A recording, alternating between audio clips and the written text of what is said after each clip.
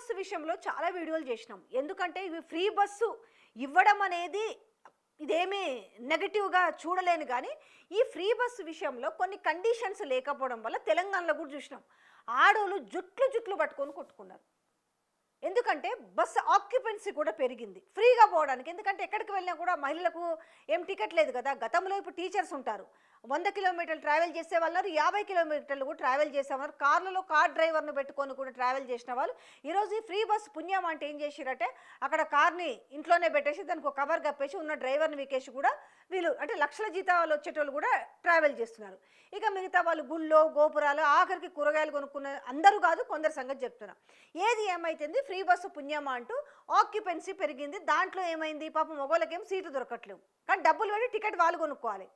కానీ మొత్తం సీట్లు మొత్తం వీళ్ళు ఆక్యుపై చేసారు. ఇక బస్ ఎక్కేటప్పుడు ఏం చేస్తారంటే, వాళ్ళ చేతిలో ఉన్న హ్యాండ్ కర్చీపో లేకపోతే హ్యాండ్ బ్యాగో లేకపోతే ఏదైనా ఉంటే వేస్తారు. ఒకవేళ అది కనుక తీసి వేరే వాళ్ళు కూర్చున్నరే కథం, ఇక జుట్లు జుట్లు పట్టుకొని కొట్టుకుంటుంటారు.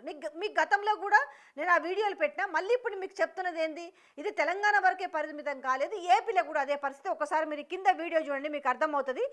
వీళ్ళు కూడా ఎక్కడిది, ఏపీలో ఇప్పుడు ఈ కింద మీరు వీడియోలో చూస్తున్నది కొట్టుకుంటున్న వాళ్ళు ఎక్కడంటే, ఏపీలో ఆర్టీసీ బస్సులో సీటు కోసం ప్రయాణికుడి జుట్టు పట్టి కొట్టిన మహిళలు. ఏకంగా ఇంకా ఆడోలే కాదు కొట్టుకోవడం, ఇక మొగోళ్ళే. ఎట్లా, తుని నర్సీపట్నం ఆర్టీసీ బస్సులో ఘటన, సీటులో ప్రయాణికుడు కూర్చోవడంతో దాడి చేసిన మహిళలు. సో ఇది పరిస్థితి. ఎక్కడ ఓపిక లేదు. అంటే కొన్ని ఏమంటాయి, మామూలుగా అయితే మనకు ఆర్టీసీ బస్సులలో చూసేవాళ్ళు, ఎందుకంటే ప్రయాణం చేసే వాళ్ళ సంఖ్య చాలాగానే చూస్తుంటారు కదా.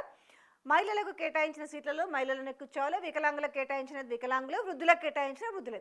మిగతా రిమైనింగ్ జనరల్ సీట్స్ ఏవైతే ఉంటాయో దాంట్లో జెంట్స్ కూర్చుంటారు, తర్వాత మహిళలు కూర్చుంటారు. ఇక్కడ ఆ సీట్లో కూర్చున్నాడు అనేసి అతను లేపి గల్లబట్టి జుట్టు బట్టి మహిళలు కొడుతున్న విధానము అని అంటే, ఎందుకంటే అసలు నిజంగానే టికెట్ ఎవరు కొనుక్కోలేరు, టికెట్ ఎవరు కొనుక్కుంటారు. కనీసం వాళ్ళకి ఏదైనా జారీ చేయగలిగితే, ఇప్పుడు నిత్యం వచ్చి కూరగాయలు అమ్ముకునే వాళ్ళు ఉంటారు, వాళ్ళకి ఫ్రీ బస్ పాసులు జారీ చేయవచ్చు. సో ఇక్కడ జరుగుతున్న పరిణామమే. ఎందుకు స్టార్టింగ్లో ఇక్కడ కూడా బాగా హైలైట్ అయింది కొట్టుకోవడం, ఇంకా రాను రాను అది పరిపాట అయిపోయింది.